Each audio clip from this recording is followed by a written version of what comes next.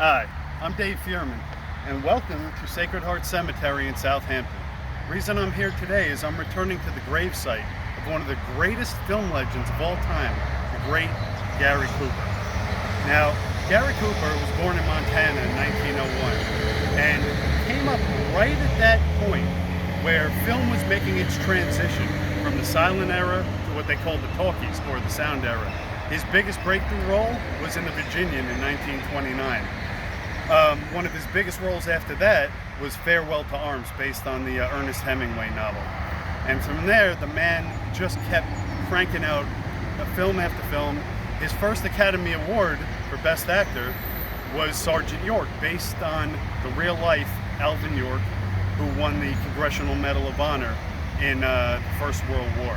One of the scenes in that movie that always gets me choked up was the scene where Alvin walks into the church and they start singing Old Time Religion. Who can forget that scene? His next Academy Award winning role was Will Kane in High Noon. And I mean, that was just an amazing Western.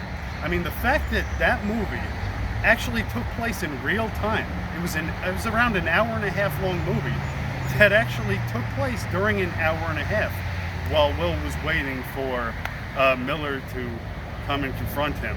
And the movie always reminds you of what time it is, because many scenes have a clock in the background to let you know that it's coming up to high noon. And just that moment where it's becoming noon and you hear that train whistle, amazing filmmaking. And, you know, I remember after reading For Whom the Bell Tolls, watching the movie after that and seeing Gary Cooper portray Robert Jordan, or Roberto as they called him.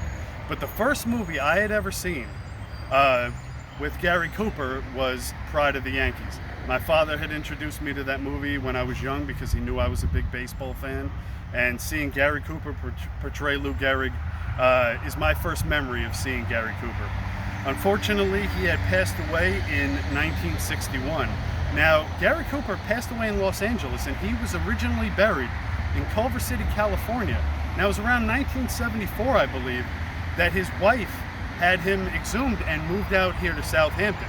According to Gary Cooper's daughter, they both wanted him closer to home. They both had houses out here at the time, and they wanted Gary a little closer to him. And his daughter always said that Southampton was one of his favorite places in the world. You know, when I think of Gary Cooper, one thing that always comes to mind is Tony Soprano, always saying, whatever happened to Gary Cooper? Whatever happened to the strong, silent type? Whatever happened to the true American? Whatever happened to him indeed?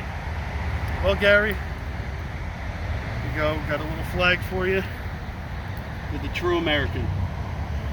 All right, Coop, a little moment of silence.